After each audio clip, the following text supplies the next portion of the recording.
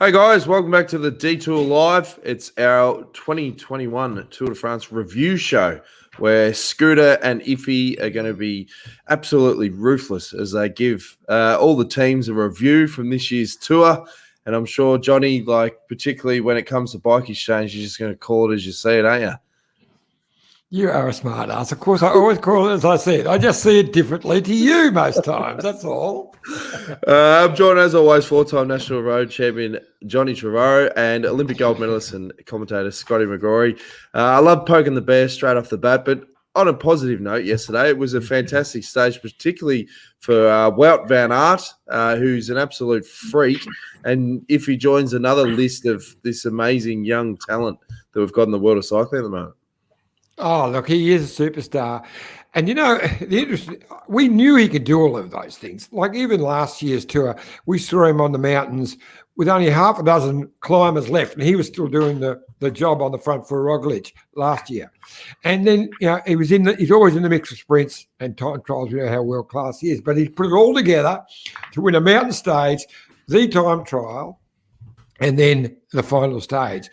But I was talking to Stewie O'Grady just before. As a matter of fact, he's going to come on shortly, hopefully. And you say he can. Now. Well, there you go. There we go. The man who knows a little bit about sprinting, Stewie O'Grady. How are you, mate? He does. Well, I was just we're talking about Wout and how special it was, and I was about to quote your line, but I didn't know you were on. So what you were saying about doing it those 2 days in a row. So you say it better than me, Stewie. Yeah, I mean, we just got up on the phone this morning, bit of a debrief as we kind of been doing a lot lately, and yeah, I mean, I just said to Johnny that I literally just can't believe that he's backed it up after winning a time trial to win a sprint on the Champs-Elysees. I mean, I have done a few time trials and a few stages in my time, and normally when you go really deep in a time trial, the muscle damage you do, you really pay for the next day. Your glutes. I mean, you're already in the third week of a grand tour, and to pull off the time trial, which he did after winning a mountain stage, then going on to, just finish second just behind Cav, to back that up and to beat the best sprinters in the race on the Champs-Elysees, I'm still struggling to kind of comprehend it, to be honest. Defies the laws of physics, doesn't it? Yeah. Leading into the Olympics, Scooter, I mean, it'd have to be one of the favourites to do the double, the road and the time trial. Yeah, absolutely. Look, Filippo Ganna, who is also doing the team pursuit, so he's juggling individual time trial and the team pursuit, so he's probably still the favourite for a one-day time trial like this. But hey, you're not going to put anything past Wout van Aert, are you? The guy's just exceptional. And while it is so the road race for the games has 100 metres more elevation gain than the Mont Ventoux double stage that Wout van Aert won. So that shows you how hard this particular stage is. So Mont Ventoux is the highest elevation gain of the stages in the Tour de France, and the Olympic road race is 100 metres more than that. So it's going to be pretty tough, but this guy is just incredible. He can seem to do anything. And I think the other people that were happy to see Wout van Aert get that stage win on the Champs-Elysees were all of Eddie Merckx's fans. Could stop Cav from getting the record. Yeah. I think the bonus I suggested, guys, that there was a photo afterwards of Eddie and Wout together smiling, as if in a bit of a, intimate conversation. And it could have been, just laughing about the pre-stage bonus that Eddie may have offered Wout if he did actually beat Cav and stop the record. It's pretty tricky there when you look back over the tour. I remember watching the stage where I think we all thought that Cav was going to come and break the record a few stages ago, and looking back, I thought at the time I wasn't sure if those tactics were right. Whether or not Cav wanted to, I guess, if he put all his eggs in the basket of want to do the big, beautiful winning the final stage in green and breaking the record. But I'm really hoping they didn't get the tactics wrong and deliberately do that on that stage, where it just went into complete chaos and Quick-Step decided to put Ballerini in the break and rolled that dice. I thought that was a pretty bold move. You only get very few chances to win stages in the tour, and I'm just hoping that they didn't get a little bit overconfident there. Yeah, it's still sport in the end, isn't it, Stewie? So you wouldn't want to risk it. Like if you're trying to win the NBA finals or whatever, you don't want to go like the organisation, the NBA wanted to go down to the last game of 7. It's great for spectators, but as a team, you just want to get the thing done because you don't want to risk it. And yeah, I agree with you. We will maybe. I don't know if that would be too embarrassing for them. I would think to admit that if they did use those tactics. So well, the only other thought I had there was that because obviously Matthews was only 37 points behind, and Cav's only just. They've all just hauled their bodies over 4 really difficult stages. Whether or not they just needed one more day to try and get him a bit of active recovery, and not, obviously not have then Matthews potentially beat him in the sprint and be closer to losing the green. There's a few takes on it, and I'm sure that'll come out in the future. And that was also the morning that Cav had his meltdown with the mechanic, and which shows you how much pressure he was under. He was really worried about it all, So maybe it did play out that way.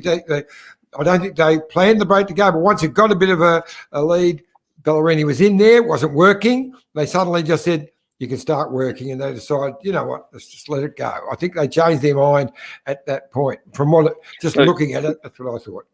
Yeah, look, I think that, look, at the end of the day, the overall objective is to win the green jersey. I mean, that's just got to be the number one goal. Trying to beat records and the whole, I know the media were really up for it and wanted Mark to come out and just blurt out, of course, I want to beat his record. But he kept composed even at the end of long, hard stages. But at the end of the day, a competitor's a competitor. Records there to be broken. I think, I just think Cav kept it pretty well together. But the pressure of just finishing a Tour de France, I think we spoke about it earlier on in the tour when you said, what's it like racing for the green jersey? It's bloody stressful. Every day you're just getting hammered with the same questions. Can you do it? Can you win it? And then throw in the whole Eddie Merckx record-breaking achievement. I know it'd break most people, to be honest. Yeah. And he'll probably never get it, every time he's only going to win one more. Well, but next year he's not likely to win a stage. With everyone back, with all the top sprinters there, he probably won't. And you know what? It's probably fitting that they stay equal because Eddie is Eddie, and he's equaled it. Nothing wrong with that. Well, the only comparison is the number. There's no actual comparison between the athletes. It's just the number of stages they won. So, yeah, it's silly that some journalists have kind of alluded to, there being some kind of, standoff between the two. It's ridiculous. I don't think Eddie or Cav actually think that they're in competition. Well, maybe Eddie does because he just wants to be the best of all time. And that will never change. He is. And it'll take another 40 years for someone else to maybe come across and be better than Eddie. But you can't compare those two guys. I see Wout van Aert actually said something about that. Sorry, buddy. But I can't get a word in on that. I've got about 8 cracks. I'm pretty sure you can mute us, though. Can't you? I can. I don't want to have to go to the red card, but I was just going to say on the you never let me finish. I was just going to say the final sprint that what the saddest part about the whole final day for Cav, as you said, he's probably not going to win it next year, but it just to me looked like there was something wrong with his handlebars. I blame the mechanic. I think the mechanic has cost Cav the record, and he had every right cracking the dummy because it just didn't look right. The bike did not look right, and I think he's got every right to crack the shits. So anyway, that's all I wanted to throw in, just an irrelevant, stupid gag. Back to your deep analysis. But it might have been accurate. 15 years working with him, but he's not going to do 16. Get rid of him. That's it. But it's a good point you raised, Stuart, because next year, Cav is going to want to race again. But let's be realistic about it. When you get all the top guys back, you get Cav on top of his game. What sort of value do you put on all of this? Do you look at it for what it is and just go, mate, it was one of those all the stars aligned, or do you give him a crack again? It'll be 36 going on 37. No, I think you nailed it. I think all the stars aligned. I mean, he wasn't even supposed to be on the start line. Opportunities arise, and you can say all the things you want to say. But Bennett having that small injury. You go back to Cav nearly not even really having a team, kind of coming in and with his own investors, going to Lefebvre with an offer which Lefebvre couldn't really knock back. all credit to Mark Cavendish. I mean, what an absolute legend. I mean, we all knew that. And I think it's easy to kind of forget about people's achievements and start comparing. You know, the guy has won the biggest races in the world. He's been world champion, won Milan-San Remo, won classics. Like, he's an absolute superstar. And it's easy to kind of forget about those things, especially in the world of social media and just constant updates, and people just want to know what happened today and they forget about things tomorrow. But it is going to be difficult for him because, you know, I guess looking forward, Sam Bennett probably will be in the team next year. He will be their main sprinter. And where does Cav fit in? You know, he's not really a lead-out man. That's just not in his genes. So, and you know, if he goes to another team for, you know, what other team's going to, you know, give him a big bag of euros? When you're not on that lead-out train, when you're not on the back of the Morkov train, you know, you're probably not going to win. So, you know, all respect to Cav for gritting his teeth and the passion, the respect, the hugs, the love he gave his team and everybody. We saw a different side of him. But looking for next year, I struggle to see how he's going to fit into another team actually and win.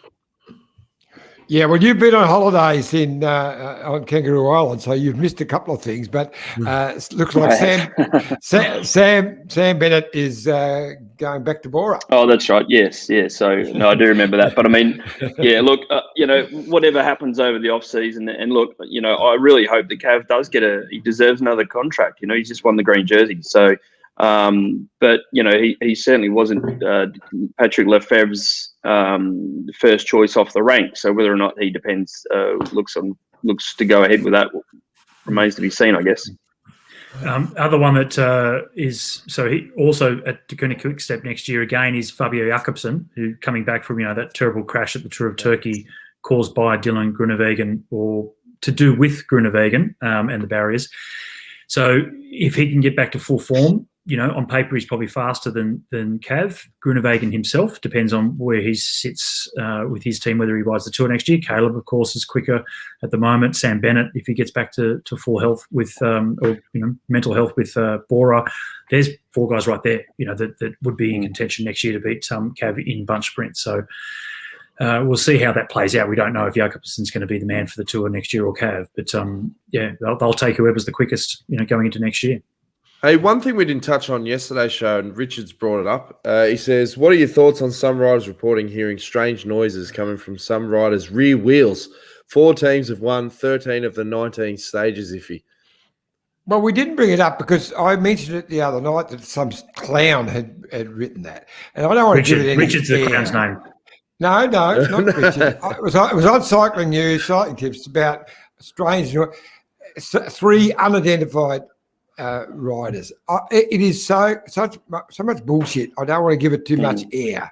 Yeah, it's like the old Spokey Dokie days. UFH, mate, not UFOs. It's unidentified flying hubs. I reckon they've got little engines in their hubs, apparently. Yeah, I'm pretty sure the UCI. I must have missed that one as well. I must have been on Kangaroo Island while I was camping before that, Johnny. Enjoying some family time, but yeah, look, a lot of those things, a little bit with the Bahrain raids and so on. You know, once again, that can just be created from a little bit of jealousy and basically rumours. So again, I agree. You know, don't give it too much airtime. The UCI have measures in place to control bikes, which they do after every stage and before every stage. So yeah, just a load of garbage. Mm-hmm. And when these things come up, can I just say that, look, you know, we understand, you know, the previous era where, you know, in terms of medication and stuff, there were certain things going on. But when there's accusations about, say, Bahrain or now with the motor doping or whatever you want to call it, where is the proof? Where's the substance? And we know that the omerta doesn't exist anymore. Riders are dobbing each other in. If these riders were serious about hearing strange noises, as alleged by Cycling News or whoever it was that reported it, they'd be straight onto it. Like those teams would be saying, hey, UCI, you've got to go and check that bike right now. Don't let it get put into the back of the car or into the team's truck mechanic or mechanic's truck. Go and check it out right now. These things would get discovered. There are too many people around cycling now, too many people that change teams, that hear these stories, know these stories, for things not to come out. So if nothing comes out in the next, you know, 12 months, then yeah, it was just another fabrication and a lot of bullshit. But well, they were evidence doing proof. that.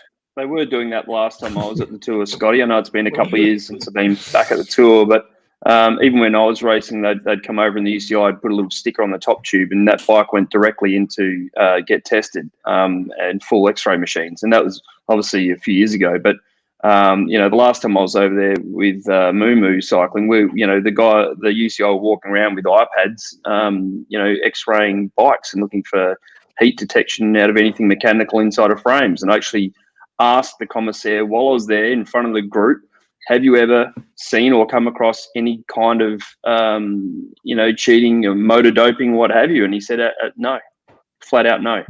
Not in the World Tour level, potentially in lower rankings where they haven't got the ability to test bikes and the resources and the costs involved in doing that. But they've never come across a single subject in the World Tour level. Yeah. We've got a few more comments. Skull, he makes a good point. Says Mark Taylor was very happy to make 334 runs to equal Don Bradman's score of 334. Cav winning 34. Should be very happy to equal Eddie's record of 34 stage wins. Obviously, Wombat Breath's looking forward to seeing how Wout van Aert goes in Tokyo. And Tom Maloney says, I'm well aware of the convention of the lead out, but there's an uneasiness in having the lead out to have to ease to let a rider win. Isn't a race about fastest or best position being the winner? What do you reckon, Stewie? No, quite mildly. No, it's team tactics. Everyone's there to do a job. If your lead out man happens to be slightly quicker, then he's got to hit the brakes and let the guy win that is going for the GC for that classification. So, look, everyone's got a job to do, and all the guys are very well instructed about that. There's no point Michael Morkov, winning a stage and beating Cav back into second. It's Cav's the main sprinter. That's his job. Now, Tommy Maloney, you asked that question. The reason why Tommy's asked that question, because Tommy was one of our strongest bike riders, almost went to a games, whatever, but I don't remember him ever winning a sprint. So if there were 3 people there, he came third. If there were 2 there, he ran second. So, Tom, get over it, mate. Get over it. Fair sledge. I reckon Tom's talking more so about the intermediate sprints, because Morkov often would lead out and then hit the brakes to let Cav get maximum points. That's just tactics, It's not. No, I think Tommy's talking about the stage that Morkov ran second to Cav. Yeah, potentially, but potentially it doesn't matter. At the end of the day, the main rider's there to, it's been happening forever. The intermediate sprints are a very different sprint to a sprint finish. Normally they're left a lot later. There's not as many guys going for them. The top speed's still there right at the end, but you haven't got the intensity leading up to it. So normally there's only a handful of blokes that are actually going for the intermediate. So, you're always trying to leave it to the last second to try and come over the top. And there are a lot of times, when I was going for green, that I was happy just to follow the wheel and get second or third, because the amount of energy that it took to actually hit out and try and come around or come off the guy in front, you might have a 30K mountain just around the corner. So, time and a place for everything. But, don't see any of those tactics changing, and they never have really. Hey, Stewie, how good were back in the heyday the post-tour crits? Like, we were talking about it on the show yesterday, but if you did something in the Tour de France, you're a stage winner or you wore the jersey at some point, I mean, how much could you mop up in the 10 days after the tour's finished? Oh, I think you might want to get Robbie McEwen on to answer that one. Look, you could race every day of the next month if you had the willpower and the freshness to do so. But yeah, they were pretty big. They were pretty crazy. A lot of money got thrown your way if you happen to win a green jersey or win a stage. If you were fortunate enough to don a jersey, a yellow or a green. They could see some good marketing value out of bringing you up to Holland or Belgium, then, you definitely never said no to the invitation, that's for sure. Stewie, or would you be willing to divulge how much money some of those higher paid guys were getting for a criterium? And I know I did mention yesterday that Cookie did buy a Maserati with some of the cash from the post-tour crits, came across to Germany to Cologne, actually paid cash for it, walked into the dealership, it was Ferrari and Maserati. He walked in looking like Cookie, right? So it looked like he'd just come off the beach. and they were questioning whether he should even touch the vehicles. And then he told them that he'd pay cash for it, and then they were very, very welcoming after that. Looked after him, and he drove out in one. Yeah. So how much money used to be involved in some of these post-tour crits? If you're the yellow jersey winner, or one of these guys in the green. A lot, yeah. And he gave you that. Look, again, I'm just gonna. I won't go into too many details, but yeah, it was a lot of money. Most of the criteriums there was actually ticketed venues. So if you wanted to go see a criterium, I think it was €20 to get in, and they're all fenced off with DJs and food stalls, and it was more like a music festival with cycling as the animated theme that was going around. Keeping everyone a little bit preoccupied, but. They're pretty hard and obviously attract a lot of people. I mean, Belgium, as everybody knows, Belgium and Holland cycling is it's their sport. So for them, it's like going and watching a Big Bash game or an All Stars game of football or AFL or NBL, whatever. People are prepared to pay to just go and see the athletes, which they've been cheering for from their couches for the last 3 weeks. So. There was a big dollar value in that, and obviously they got a really good marketing and a lot of business out of it. So the money was pretty good. I've heard some pretty strong rumours. I think Lance was on about $100,000 per crit. I backed it up as well. I was at a race that he was at for 100. Actually, this was a road race he went to, Sparkasse Giro in Bochum. I'm not sure if you were there, Stewie, but I remember because that's after the tour. I was starting my build up towards the winter and the 6-day events.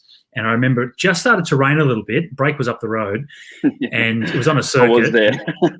And Lance had flown in from, I think, San Sebastian. So the San Sebastian Classic the day before, flown in with a private jet. And I'm riding beside Lance. It just starts to rain. And sort of out of the blue, he said, it's getting a bit too wet for us out here, Scott. And I said, mate, I've got the 6 days, and I've got to get the distance. I need the training. He's like, oh, okay. Didn't say anything else. But within the next lap, as it started to rain a bit more, he pulled out.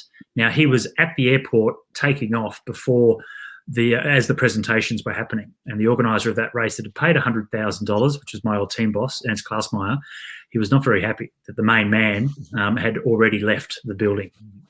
By the way, mate, well, I do remember that. I do remember that very well, and I was paid a lot less than that, but I soldiered on through the rain, and it was actually shocking conditions. It was absolutely Arctic, hail and rain and what have you. But I think we had slightly different personalities when it came to that, and I managed to get to the finish. But I remember that day very well. That was horrible. Hey, Stewie, obviously one of the big standouts from Australian perspective this year's Tour de France is Ben O'Connor, finishing fourth in his first crack. Do you see him as a potential Tour de France winner down the track? Absolutely. Now, yeah. I mean, I don't know Ben at all, but yeah, I think after seeing him, start the final stage in the Giro last year in the pink jersey. I think he became, certainly in the cycling world, a pretty much overnight household name. And to see, it was always going to be interesting to see how he backed it up, on the main stage of the Tour de France. And, I can't say how well he's done. It's just been absolutely phenomenal to watch.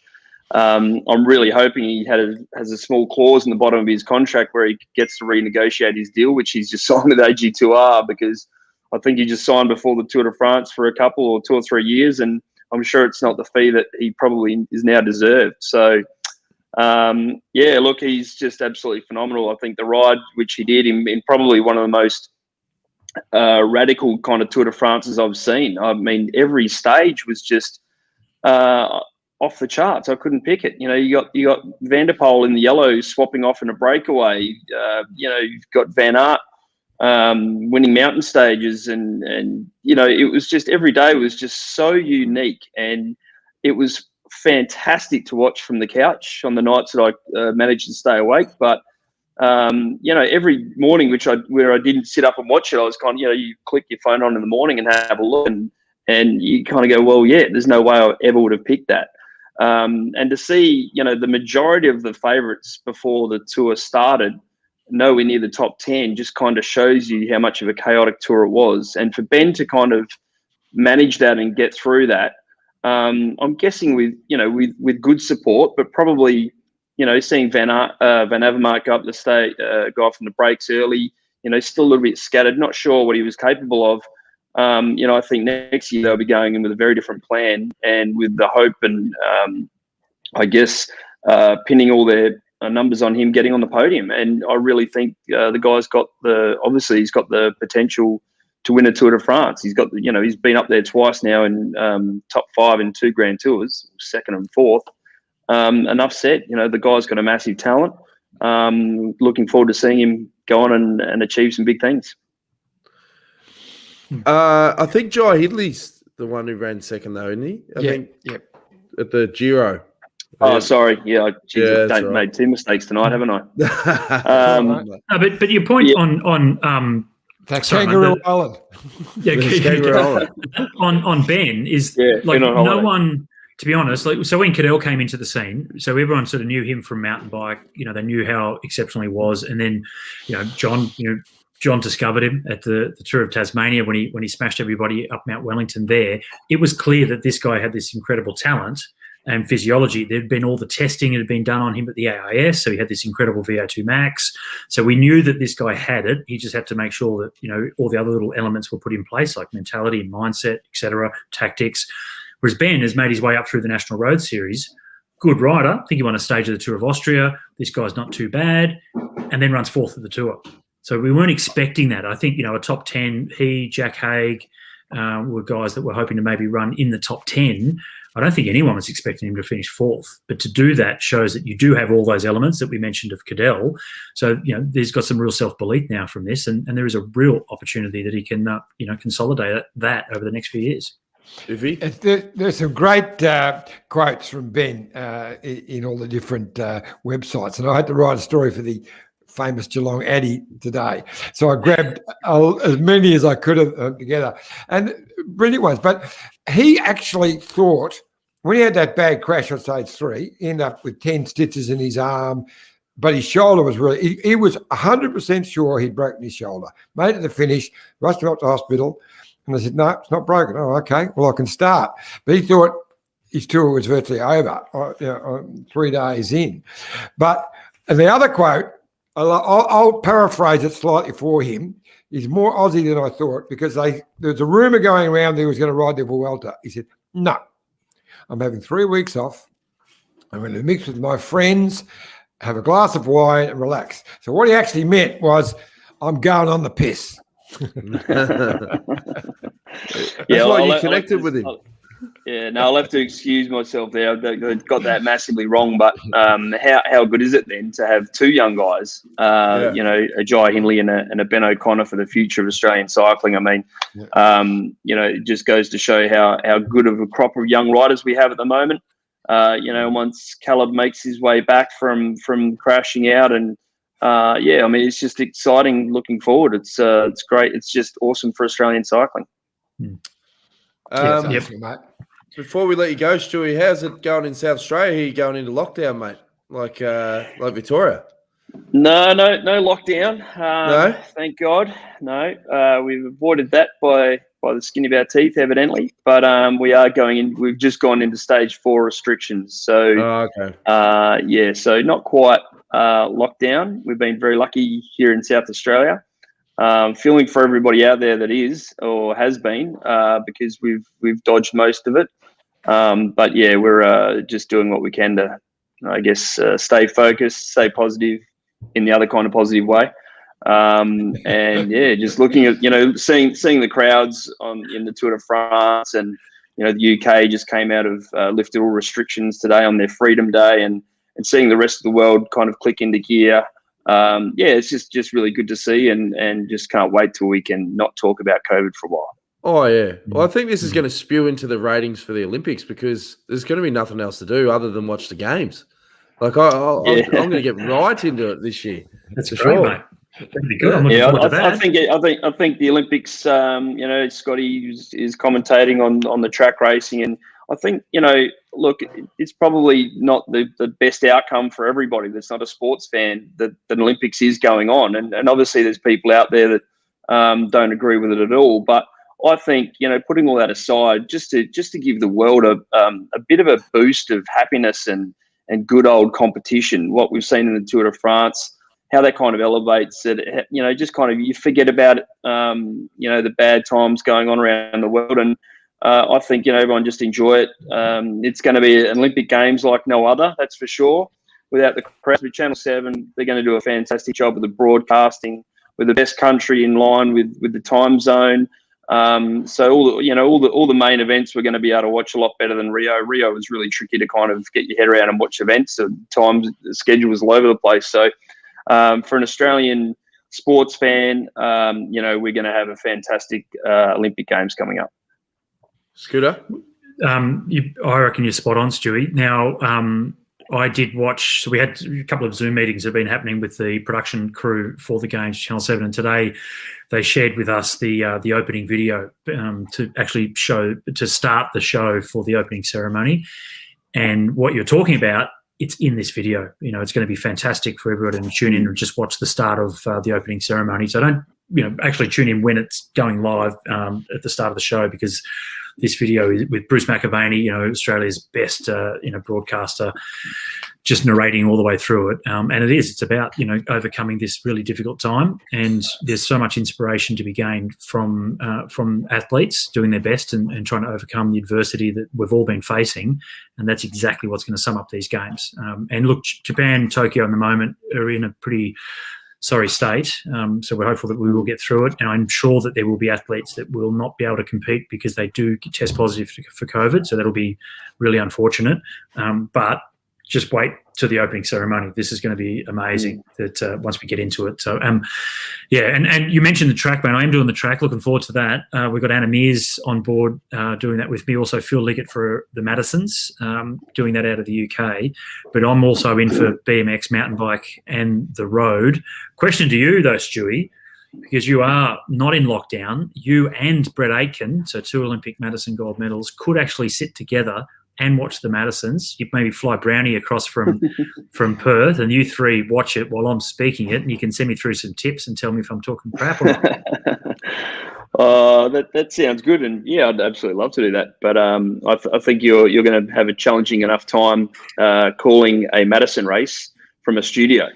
That's what I think is going to. I hope they've got enough screens, because it's hard enough to know what's going on when you're actually racing it.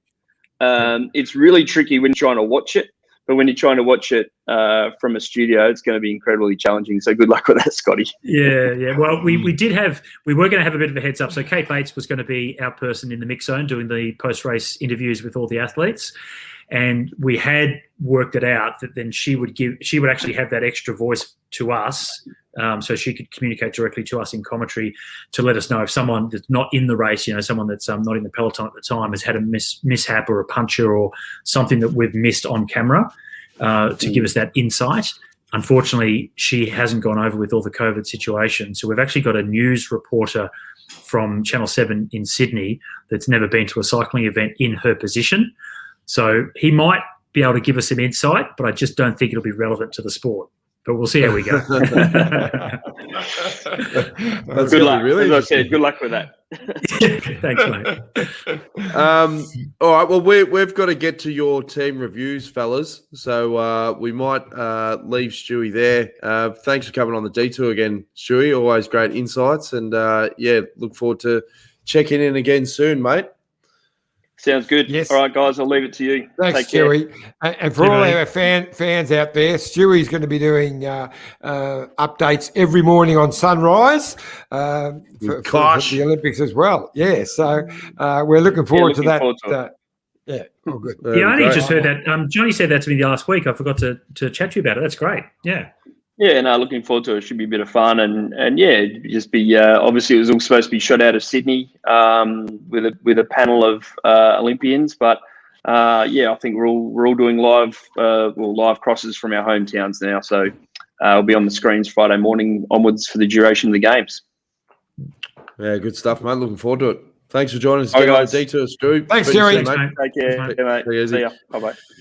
Stu O'Grady, it's that time of the show, fellas, where we have a quick word from our great mates at Let's Go Motorhomes and a Bike Exchange.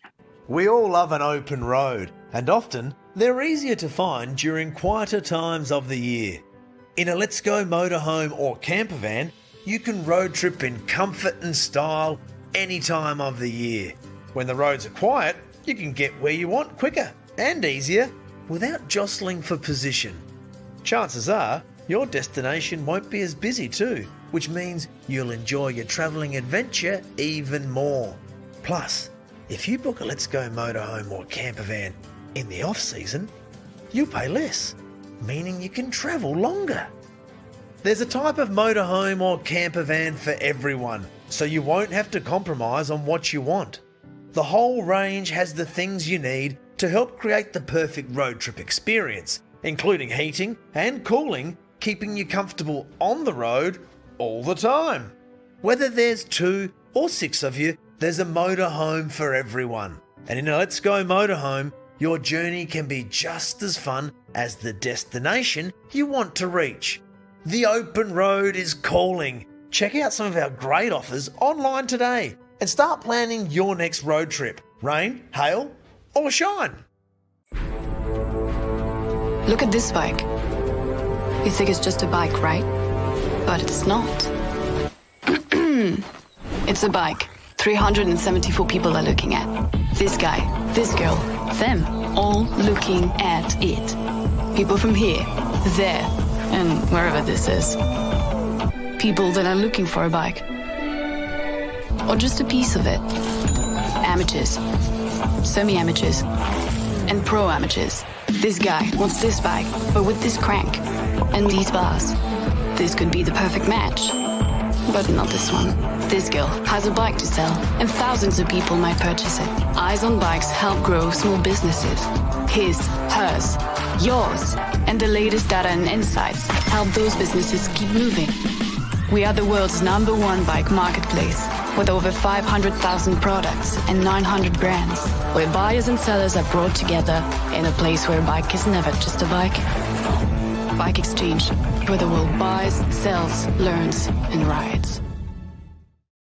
Thanks again to Let's Go Motorhomes and Bike Exchange. And Iffy, are you going to announce the winner of the best contributor? The final prize we've got, $500 Let's Go Motorhome voucher. Well, I'm torn between 2, and I've checked with our great friends at Let's Go Motorhomes. So we're going to give out 2 for this final week. 2? So free Ranger. Right. And I feel so guilty for bashing poor old Tom Maloney around the years before that. Tom Maloney is the other one. And Tom has been had some great questions come in over the last couple of weeks as well. So there you go. Bang, 2. Also, a bit remiss of me. We were supposed to. There's some prizes for the Karaka Foundation. So I'm just waiting. Lindy Sutherland's going to send me all of the latest list, which is my fault because I haven't told her she needed to send it through to me. So when we're on next, probably either next couple of days, Thursday for sure, we're on, I'll give out those other prizes. It's no stress, John. Whenever you can get that done, mate. Did I look stressed? No. And remember to keep the donations going, kareka.co.za/Peloton. Really appreciate everyone getting behind that because I know it means a lot, particularly to Phil and Trish Liggett. And it's a great cause because particularly, as we said, with COVID, we had Trish Liggett on about a week ago and she became quite emotional when she was talking about, what's at stake for the foundation. If they don't get enough money that comes in, the whole thing might fall over and they won't be able to afford the anti-poachers, particularly the team behind that. So really appreciate those donations. Now, fellas, it's time for team review from this year's Tour de France. So we're going to go sort of in reverse order of rankings and we'll kick things off with B&B Hotels. Scooter. 5 for B&B. They were in a lot of breaks, particularly one rider, Bonamore in particular. He had 2 5th places on stage as a 6th place, but they would just fill in numbers. And I know Robbie did his review last night on the broadcast on SBS, And I'm looking at it, I don't want to do it the same as what Robbie did, so I want to do it a little bit differently and look at it as, look, the race is the overall classification. That's by far the most important thing. Every other category sits in then below that. Although at the Tour de France, everything that sits below it is still really important, okay? Stage wins, green jersey, polka dot jersey, etc., team's prize. They're far more important at the Tour de France than they are in many of the other races. Like the team's class in almost any other race, no one cares about, okay? But at the Tour, it becomes a bit more important. But with that said, every team goes there to try and do something. B&B really come away with nothing. So I only gave them a 5. Iffy? Well, I'm not going to go near as long as that, but I gave them 6.5 because they were in the moves nearly every day. They were always in the break. And Frank Bonamore was given the most aggressive for the whole tour. So they did win something. They won the most aggressive. So he got a presentation on the Champs-Élysées. So, and I've been in races where the most aggressive prize is also called by the riders the most stupid prize. The chocolate watch award. As I say, it's about trying to win. And were they trying to win? No, they were just trying to be there and be seen on TV. So I'm not going to give them the same rankings. We already heard. You spent 5 minutes telling us that. You don't have to keep telling it. Yeah, anyway. you basically were counteracting what I was saying. So I'll come back in to defend myself. The first team, and we've got some biffo, folks. It breaks, isn't winning races. All right. Next Let's go. 20, Intermarché, Wanty. 5. Yeah. John? 5. Yeah, and that's only, I would have given them a 4, but Menchie's was 14th on GC. So that's not a bad ride for a team like that for the overall classification. So that's why I was going to give them 4. I'm not giving any 0.5s. This is, round numbers, so 5 for them. They've got both the Van Poppel boys, Boy and Danny. How'd they go this year? No, good. Danny Boy. It's Danny Boy. They got popped early. Okay. Team total energies. What do you give those? 4? Yep. In breaks because that's all they could do. Yeah, it's about as bad as it gets because they were in breaks. 4, just so you know, I'm not copying you. 4. Good, good, yeah. All right, Team Quebecer, next hash. 4. Iffy? I gave them a 5, mainly because for Clarkey. Exactly. To ride 2.5 weeks with a broken back. Broke back mountain. All right. He gets a 10 for doing that, for being tough as nails, but the team collectively gets a 4. Team Astana, Scooter. Astana, and I said it's about winning the race overall. So Astana didn't do much other than Lutsenko running 7th, which is great. So I gave them a 7 because they're in the top 10, which is, to do that, to have any rider up there, shows some class. So 7. Iffy? I gave him a 6 because I don't like 6? it very much. I don't like it very much at all. There's some baggage. There's some Vino baggage going on there. Yeah. Well, I thought you would have given him more points for giving Vino the lemon and sauce before the tour started. That's worth an extra point. But anyway, all right, now the big one, Team Bike Exchange. What score do you give them, Scooter? You go first, John. Firstly, before you start, say good day to Jerry and hope he's well. Yeah, Jerry knows I love him. Hey, What's he going to give him? I'm only team mascot. Look, if you judge, there's a lot of ways you judge a team. It can be on the GC, which they didn't get anything, and I don't think they expected to get a lot there. They hope to win stages.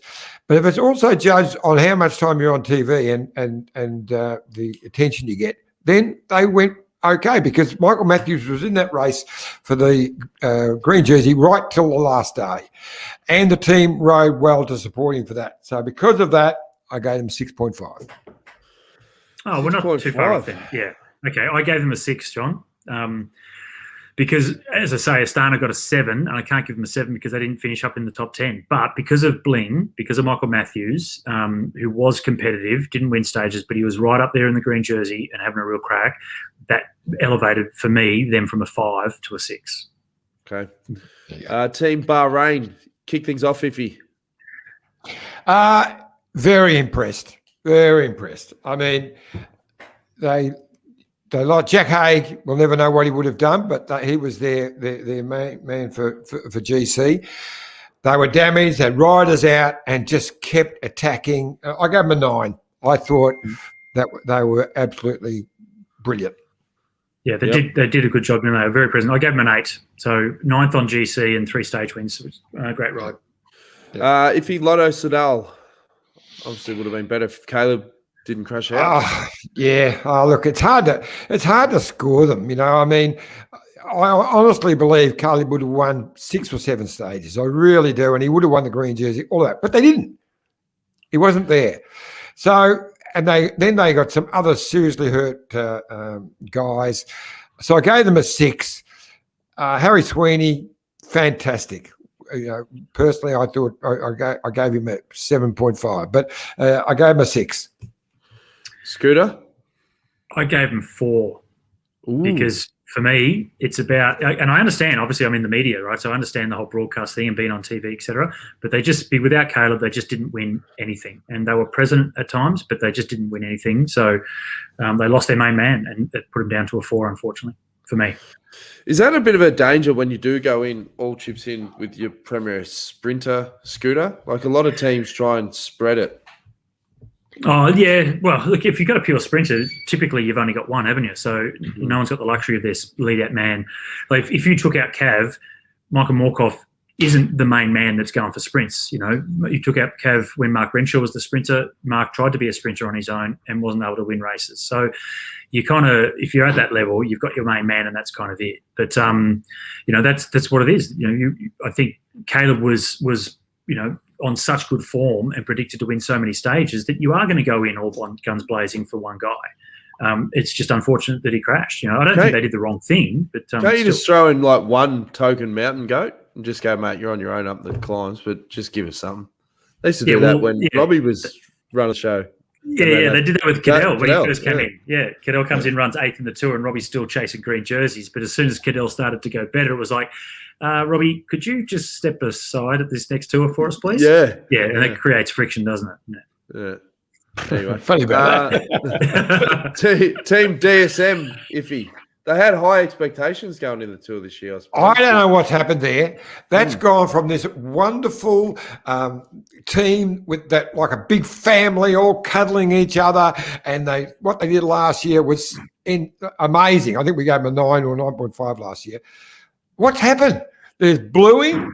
There's no love there at all. So I gave them a 4, and I could have given them a 3 actually. Yeah. I'm the same. I give them a 4 as well, and you're probably right, John. 3 is probably more appropriate, but yeah. Okay, Team Arkea Samsic. Scooter? Okay, so they didn't do a lot other than Quintana was trying and actually wore the polka dot jersey. So at least he was in a jersey, which means he was leading one of the main competitions. So I gave him a 6. Feel more about they're probably more of a 5, but because of Quintana actually wearing a jersey for a day or 2, whatever it was, so 6. Okay. What do you reckon, Johnny? Yeah, it was similar. I was actually impressed with him. He gave him a bash, and a couple. I can't remember the name of the guys, but they were in breaks quite regularly. So I gave him a 6.5. Okay. AG de Citroen team. Yeah. I gave them an 8. The rest of the team really didn't do that much, but hey, 4th on GC, and as I said, it's the main race is the main race, and 4th was a great result for them. Well, when you give these scores, do you play into account what your expectations were as well going into the race? No, this is all purely on what they did. It's a race, right? So if you start a Formula One race, you've got teams that are expected to win and teams expected to lose, but they all want to win. Everyone goes to a race to try and win and want to win. Their own personal expectations, they can rate themselves on that, but we can only rate them on how they perform in the race on the start line, the same as everybody else. That's my belief. Yeah. Well, I was just going to say, like Robin McEwen, for example, he gave him a 9.5, but I think that was because he didn't expect them to perform the way they did this year's tour. Yeah. So yeah. Anyway, that's not on the Scooter scale. No, well, because and look, to back that up, and look, no one's going to challenge Robbie. He's incredible experience and a wealth of knowledge within the sport. But for mine is if you give them a 9.5 and say Ineos, which we'll get to soon, if you gave them less because they expected to win, well, they've still finished better than AG2R have. So how could you give AG2R more than a team that did better than them? So that's my theory on it. Well, yeah, third, fourth, but they won a stage and Ineos didn't win a stage. But I gave them an 8.5 because it's all about one man, really. They didn't, I don't think they supported Ben well enough early, especially. I wondered why, Van Avermaet was going up the road, and later on they did their best, but they didn't have anyone really capable of helping him much. But they're saying that they believe in Ben and they're going to build a team around him for the future. Well, they're going to have to go and spend some bucks because they need a couple of really good climbers to come in into that team for Ben to be able to take the next step. Hey, the Wheel Wizard, he's saying, you Aussies have direct line to DSM with Luke Roberts. What's going on with riders wanting to leave or Jai Hindley to Bora? True. We can't answer it, Wheel Wizard. We've got direct lines, but we don't know anything. All of that is true. Get Luke on and ask him the hard questions. What happened to the family? Hey, what's happened? Yeah, I'm sure he'll be chewing at the bit. EF Education, Nippo. Now, at one point there, obviously, Iran was second on GC, and I think he's finished 10th in the end. How do you score them, Scooter?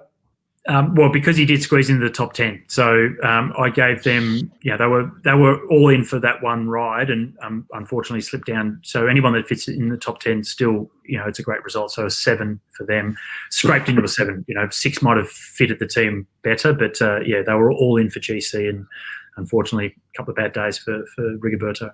If we had some viewer comments about potentially Esteban Chavez joining EF next year. Have you heard any of those murmurs?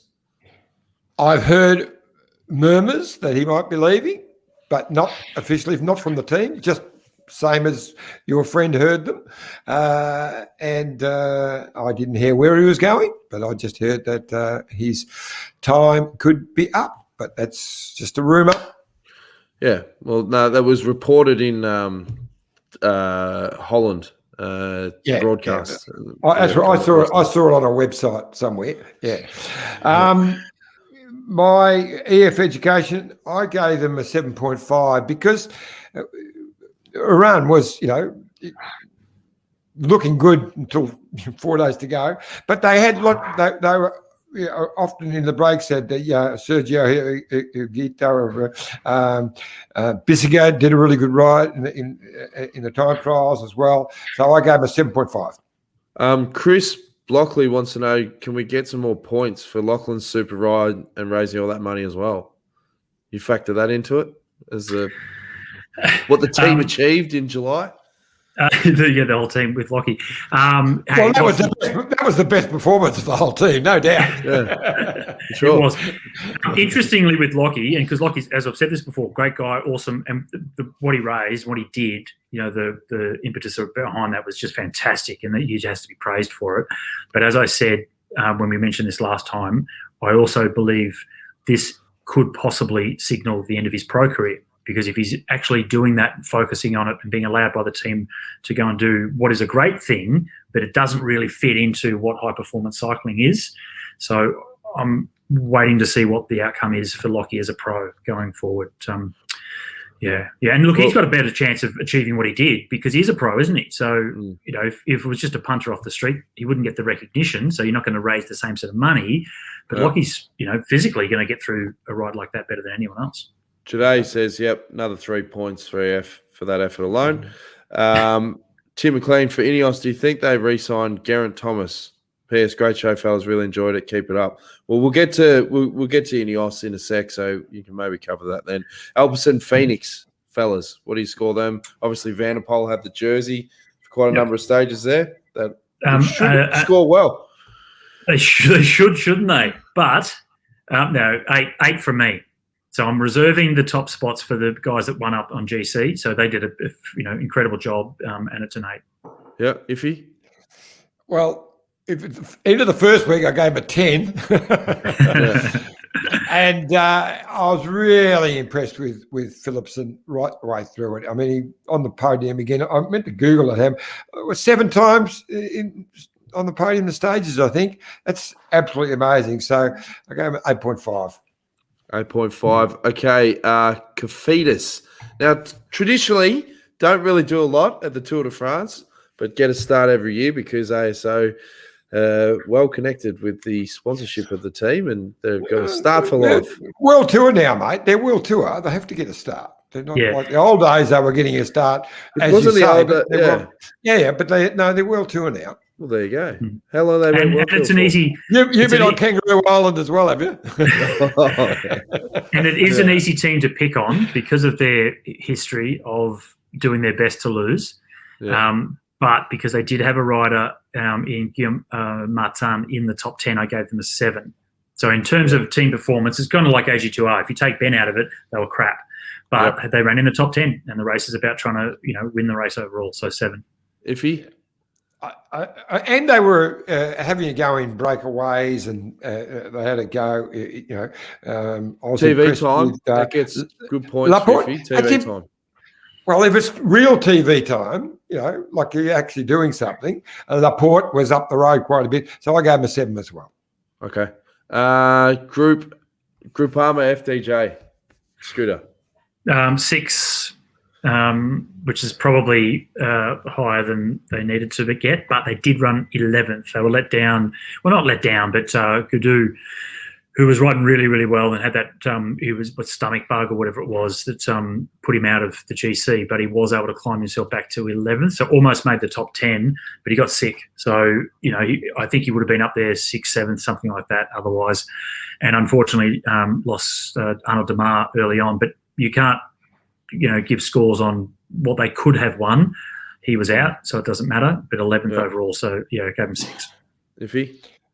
Yeah, I felt for them because it wasn't actually quite a few of them got crook with a stomach bug. It's what put Scottson out. And I gave him a 6.5. I thought Gaudu actually got his act together. He'd been sick and come back, and I was impressed with his last mountain ride. Sorry about that. You're getting sick as well, John. It's a shame. It's a shame. Miles, I joke about it, but Miles and the guys, if they could have got an extra couple of days in with that stomach bug, they would have really stripped a few extra kilograms off, and he would have been climbing so much better in the races after the tour.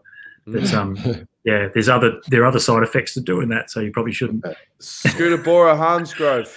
How do you rate them? Wilco Kelderman obviously finishing 5th on GC.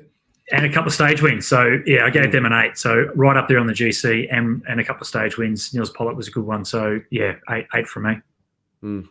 Iffy? For all the same reasons, 8 from me. Yeah. And without Sagan. So, we're rating them not on Sagan's performances. So, it just shows you how much that team has grown. Yeah. Depth. Movie star, Scooter.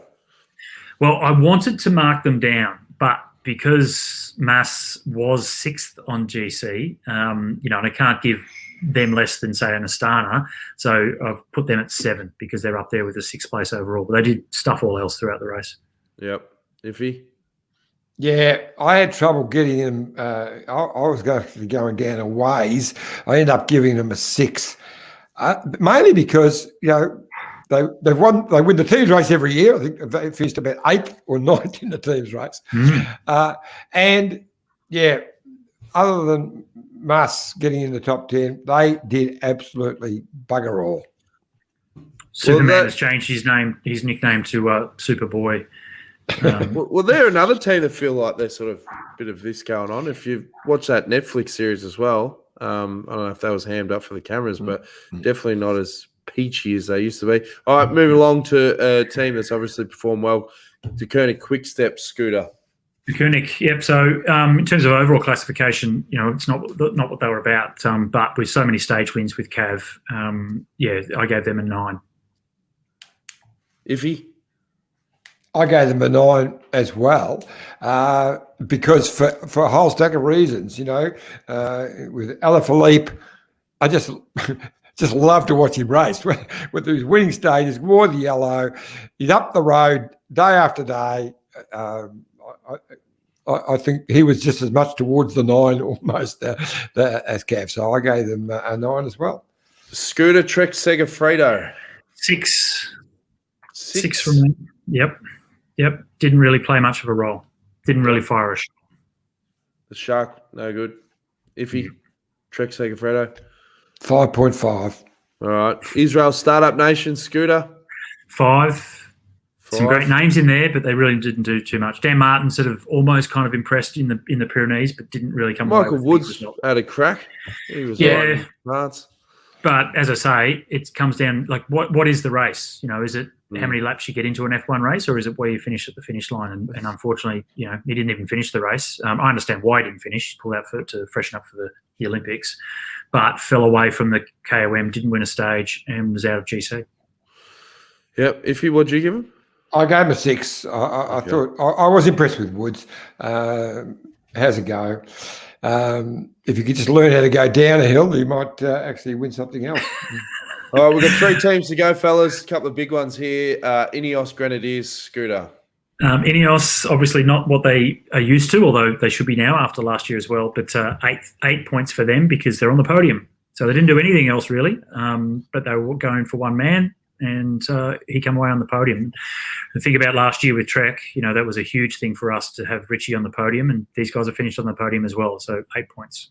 Hey, sorry to backtrack, but Will Wizards called you out. He said Trek won a stage and Israel Startup Nation didn't. Yeah, that's true. Yeah. But then you even it out with Woods going for the polka dots and all these sorts of things. So yeah, they got a stage, and that's why they got the extra point from me. I'm just giving him an extra point because I forgot about that. Mollema was a great stage win. So you're right. 6.5. They've just jumped up one.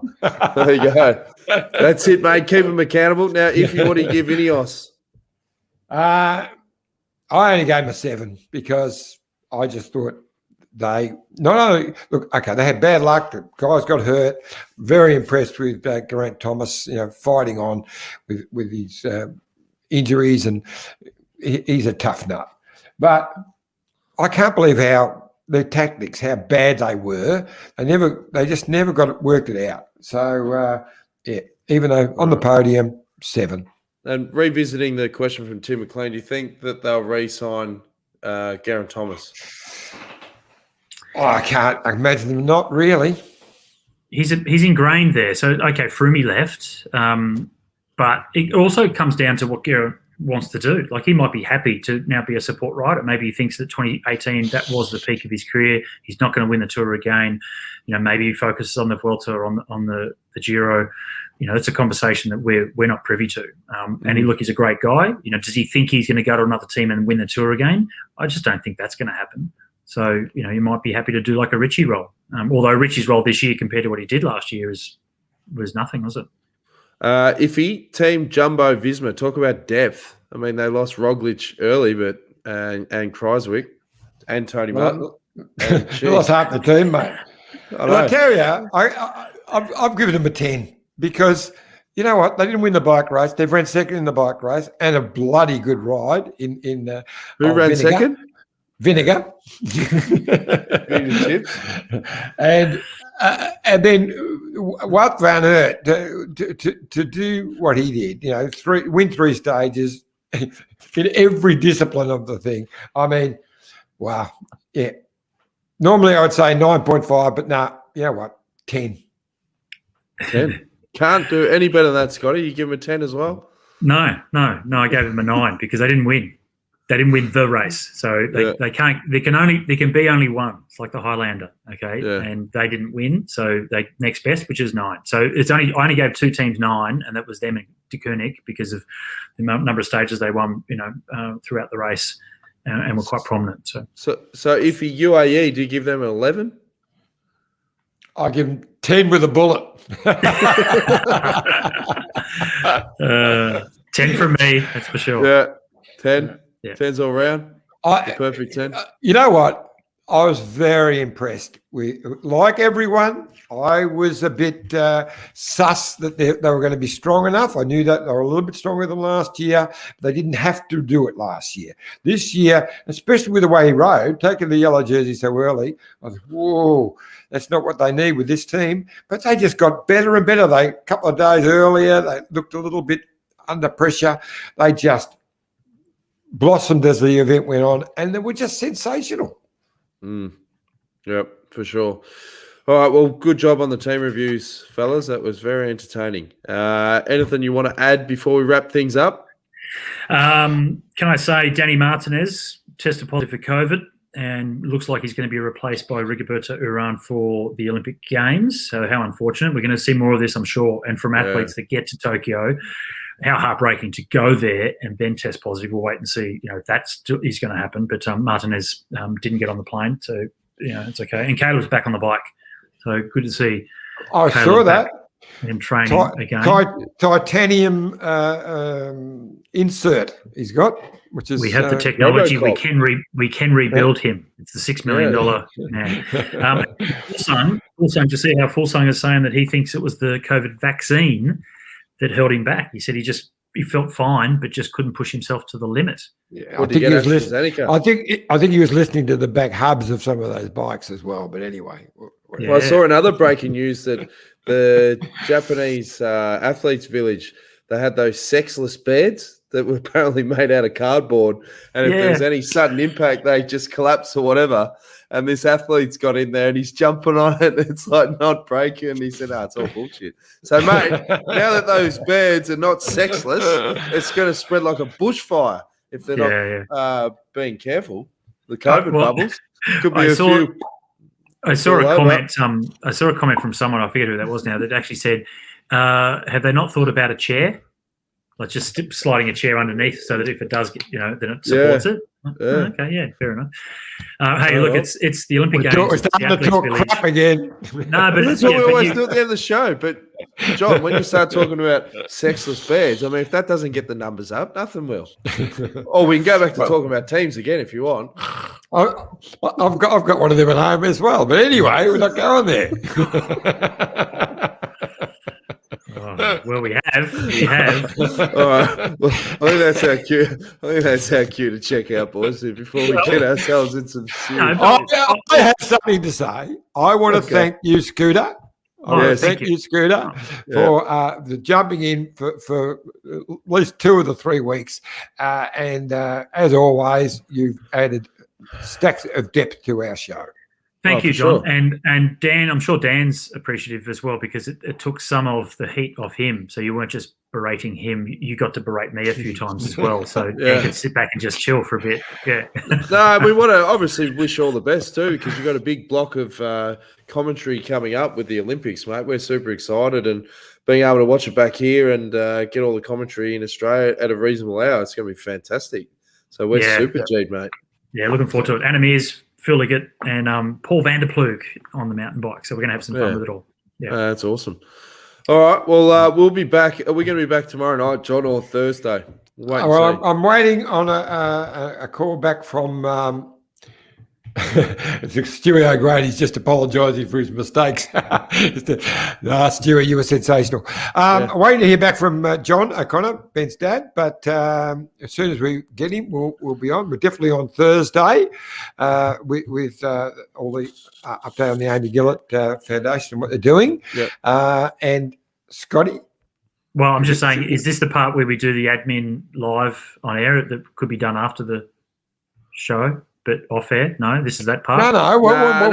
We openly discuss it so that we're going to let our viewers. We're going to let our viewers know if we're going to be on tomorrow night or not. Keep going. I'm listening. Keep going. Yeah. No. Okay. Well, we could be on tomorrow, but what you got to do is the easiest way is to like, share, subscribe, and turn on notifications on youtube.com/The Detour Podcast, because what will happen is when we do go live, you'll get a little notification on your phone. It'll go ping, they're on and talking absolute rubbish. So, don't miss that. But yeah, as we said, thanks again, Scotty. Good luck for the Olympics, mate. It's going to be a ripping couple of weeks. And if that intro is anything to go on from what you say, the coverage is going to be fantastic. So looking forward to it. Thanks again to everyone tuning in as well. Congratulations to the prize winners. We're going to announce what's happening with the Kureka Foundation prizes as well. So stay tuned. Speak to you very shortly. Thanks again. Cheers.